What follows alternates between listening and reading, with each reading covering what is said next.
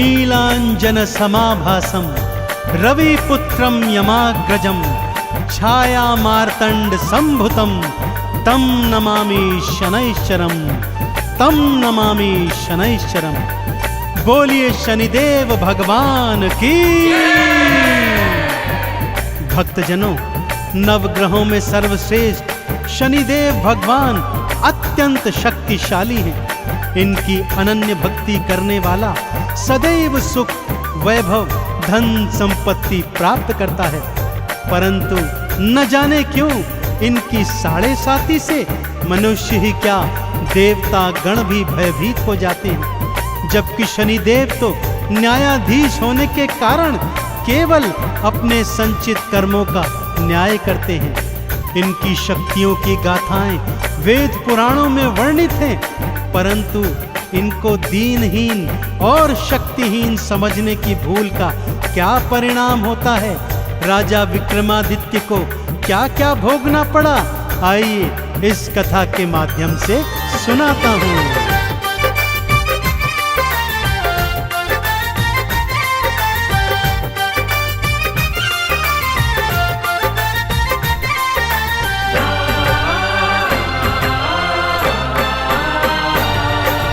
सूर्य पुत्र शनिदेव की गाथा, सूर्य पुत्र शनिदेव की गाथा भक्तों बड़ी महान है। भवसागर से पार हुआ वो जिसने किया गुणगान है, जिसने किया गुणगान है। सूर्य पुत्र शनिदेव की गाथा भक्तों बड़ी महान है। भवसागर से पार हुआ वो जिसने किया गुणगान है, जिसने किया गुणगान है। सूर्य पुत्र शनिदेव की गाथा।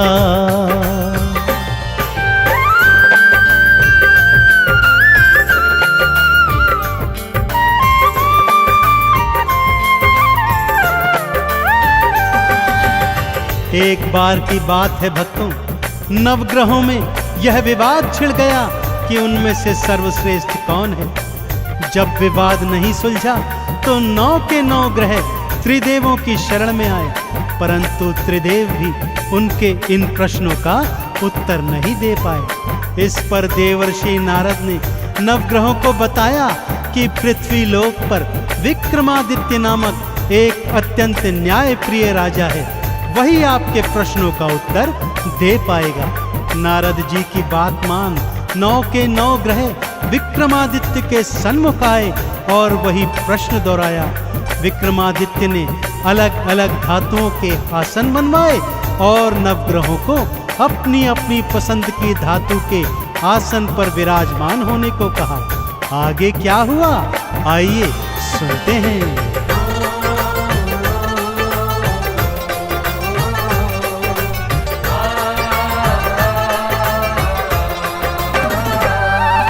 सूर्य देव सोने पर बैठे और चंद्रमा चांदी पर, बुध ने पन्ना मंगल मूंगा, राहु केतु गोमेद पर। शनि देव को लोहे की धातु तो बहुत सुहाती है, लोहे के सिंहासन उनकी दृष्टि तो पड़ जाती है। लोहे के सिंहासन बैठे, लोहे के सिंहासन बैठे शनि देव भगवान है। भवसागर से पार हुआ वो जिसने किया गुणगान है, जिसने किया गुणगान है। सूर्य पुत्र शनिदेव की गाथा भक्तों बड़ी महान है। भवसागर से पार हुआ वो जिसने किया गुणगान है, जिसने किया गुणगान है। सूर्य पुत्र शनिदेव की गाथा।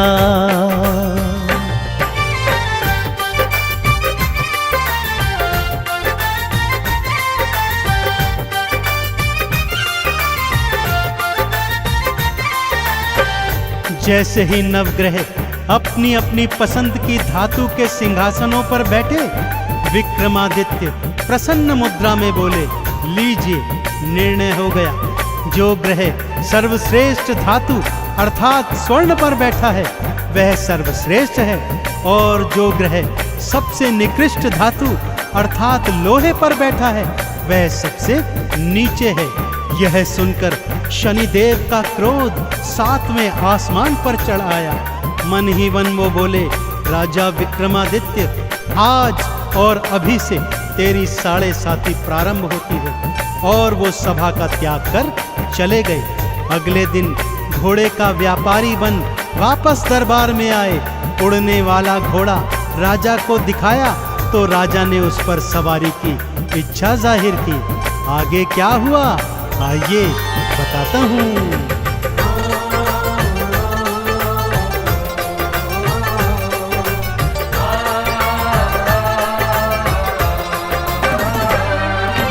घोड़े पर जुएड़ लगाई, पवन वेग से उड़ने लगा और घने जंगल में राजा विक्रम को वो फेंक गया। चोर लुटेरों ने राजा के गहने कपड़े लूट लिए। भूख प्यास से बेदम राजा नगर नगर फिर घूम लिए। एक सेठ ने जब देखा तो हाँ, एक सेठ ने जब देखा तो लगा भला इंसान है। भवसागर से पार हुआ वो जिसने किया गुणगान है, जिसने किया गुणगान है। सूर्य पुत्र शनिदेव की गाथा भक्तों बड़ी महान है। भवसागर से पार हुआ वो जिसने किया गुणगान है, जिसने किया गुणगान है। सूर्य पुत्र शनिदेव की गाथा।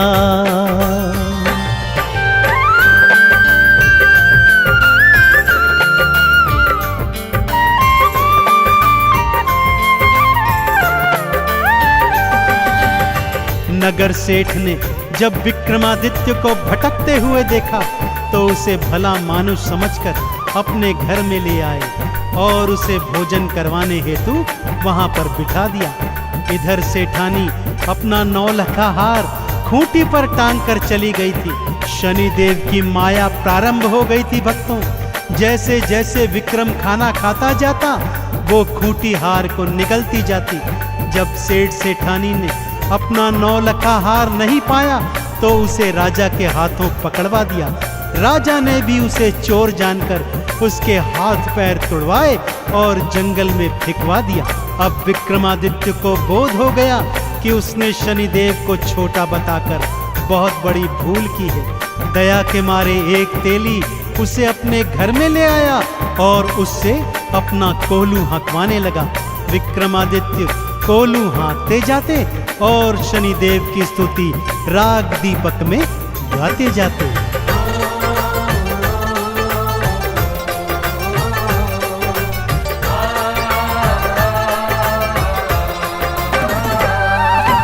हाथ पैर सब टूट गए थे तेली घर को लूहा के। भंडारे जो खिलवाता था आज कर रहा खुद फाके। शनि देव मुझे क्षमा करो ये राग दीपक गाते थे। नगर की राजकुमारी को ये स्वर बहुत ही भाते थे। इसी से तो मैं विवाह करूंगी, हाँ इसी से तो मैं विवाह करूंगी। उसका ये अरमान है भवसागर से पार हुआ वो जिसने किया गुणगान है, जिसने किया गुणगान है। सूर्य पुत्र शनिदेव की गाथा भक्तों बड़ी महान है। भवसागर से पार हुआ वो जिसने किया गुणगान है, जिसने किया गुणगान है। सूर्य पुत्र शनिदेव की गाथा।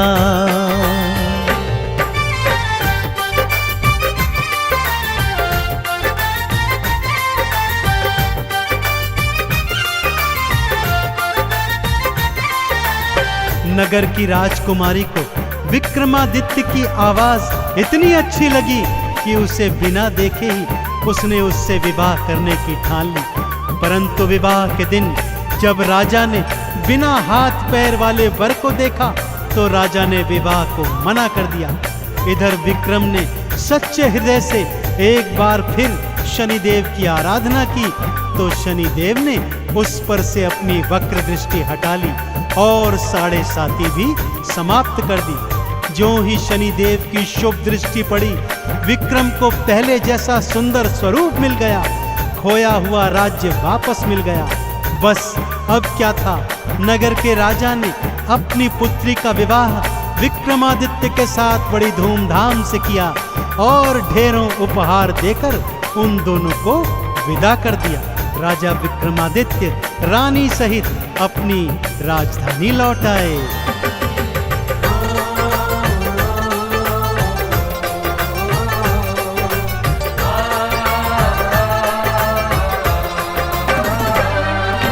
वक्र दृष्टि जब हटी तो भक्तों हाथ पैर वापस आए।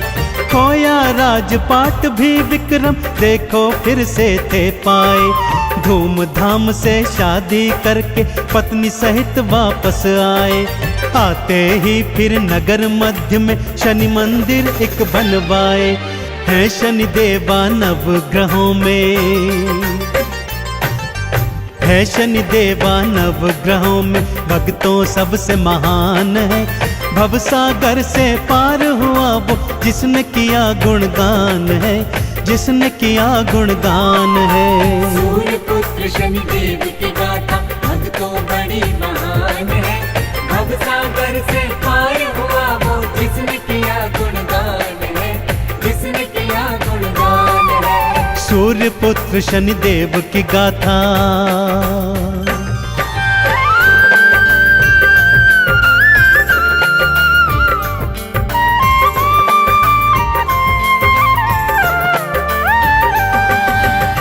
अब राजा विक्रमादित्य सपरिवार हर शनिवार को शनि मंदिर जाते, शनि देव को तेल से स्नान करवाते, लोहा तिल तेल उड़द का भोग लगाते, उन्हें नवीन काले वस्त्रों से सुसज्जित करते, काले चने बैंगन और सरसों के तेल में बने पकवानों का भोग भंडारा बनाकर गरीबों को खिलवाते।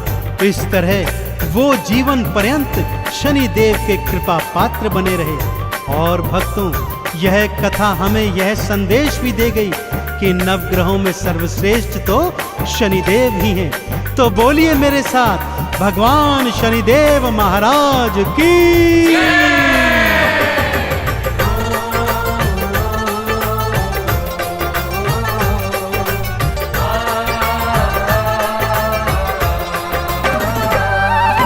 लोहा तिल और तेल उड़द भी शनि देव को भाते हैं। हर शनिवार जो शनि देव को ये अर्पित कर जाते हैं। चंदन तिलक लगा के शनि की आरती 40 गाते हैं। शनि देव के 12 नामों को मन से जो ध्याते हैं, शनि देव की कृपा पाते, शनि देव की कृपा पाते करे शनि कल्याण है। भवसागर से पार हुआ वो जिसने किया गुणगान है, जिसने किया गुणगान है। सूर्य पुत्र शनि देव की गाथा भक्तों बड़ी महान है। भवसागर से पार हुआ वो जिसने किया गुणगान है, जिसने किया गुणगान है। सूर्य पुत्र शनि देव की गाथा।